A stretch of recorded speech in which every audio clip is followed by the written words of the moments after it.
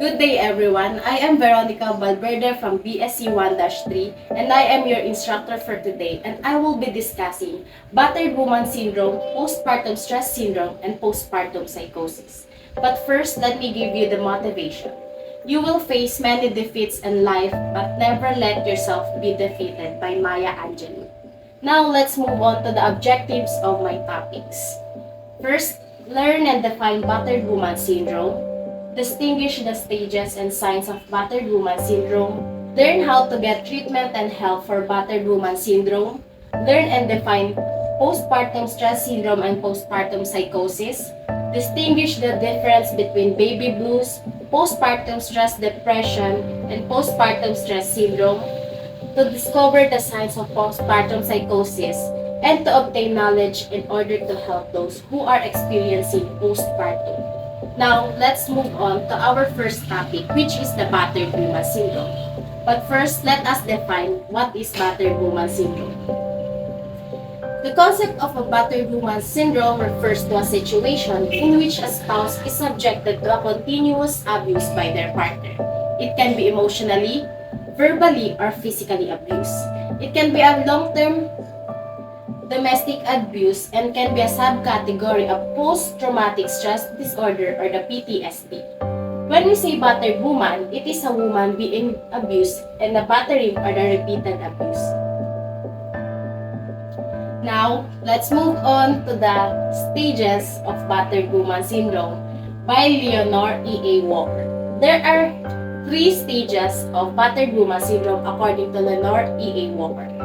The first stage are the tension. It is characterized by tension between the pair or the batterer and the woman. Second stage are the violent incident where an explosion or encounter when the woman is the victim of battering and could be seriously injured. Often, it is the stage that police are notified or legal proceedings begin. Last stage or the third stage is the honeymoon or loving contrition. It is where the abuser is often very loving and remorseful.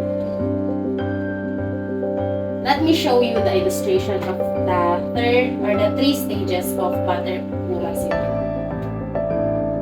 Next are the signs of battered woman syndrome. The victim may think that the abuse is their fault, hide the abuse, fear and afraid, and lastly believe that the abuser is all-knowing and can see their every movement. We get to help a battered woman. First, get a person to a safe place away from their abuser. Second is to consult to a doctor or a therapist. And under Republic Act 9262, or it acknowledges that women who have retaliated against her partner or who commit violence against as a form of self-defense may have suffered from battered woman syndrome. For additional information, the battered woman defense has been used by women who argue that their only means of escaping life-threatening abuse is to kill their husbands. Now, let's move on to the legal basis under the topic of the battered woman syndrome. This is the People versus Genosa General Review number 135891 on January 15, 2004. The Supreme Court acknowledged that it was necessary and indispensable for the court to find out about the state of mind of the accused woman at the time of the commission of the crime, and to ensure that the conviction is based on a guilt beyond reasonable doubt.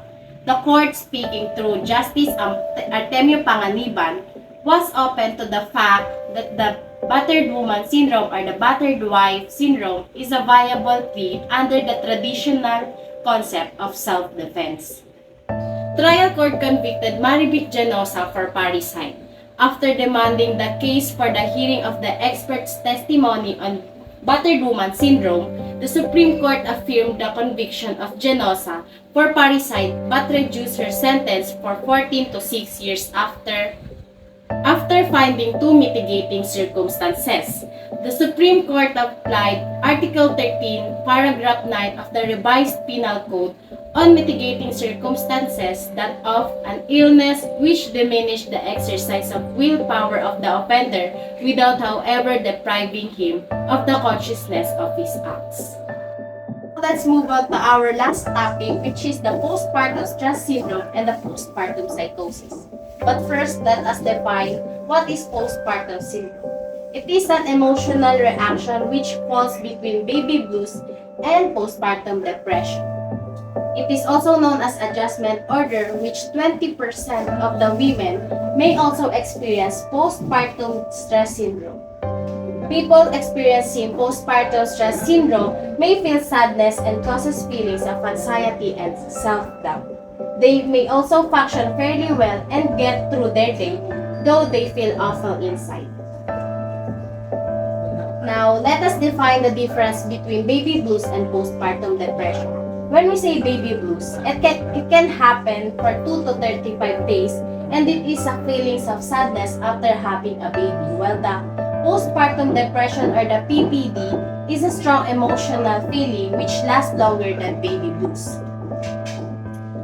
Let us define postpartum psychosis is very uncommon, with only 1 in 1,000 women experiencing this, and may develop between a few days after giving birth.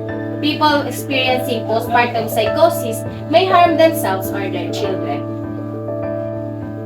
Signs of postpartum psychosis. First, hearing voices. Thoughts of hurting oneself or herself or the baby. No sleep for 48 hours. Cannot care for baby or self.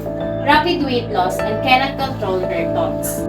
Let us all know how we get to help women experiencing postpartum psychosis or postpartum stress syndrome. First, loving support of family and friends. Consult the doctors. Listen to them, and you can also use sensory strategies. Now let's move on to the legal basis or case by Katie Chachu, 32 years old. Katie, the age 32, was suffering from postpartum psychosis, a severe form of mental illness that affects 1,400 women every year. 9 days after having her daughter, in 2012, Katie was admitted to a psychiatric hospital with postpartum psychosis. She stated in an interview that during her suffering from postpartum psychosis, she can hear voices, which comes from the radiator in the room, hard to sleep or rest, saying people who come to visit her to get her some sweets or fizzy, which is out of her character. She also started having a lot of color associations, which she thinks that every color they sort of means something. And that's all for my report. Thank you, everyone.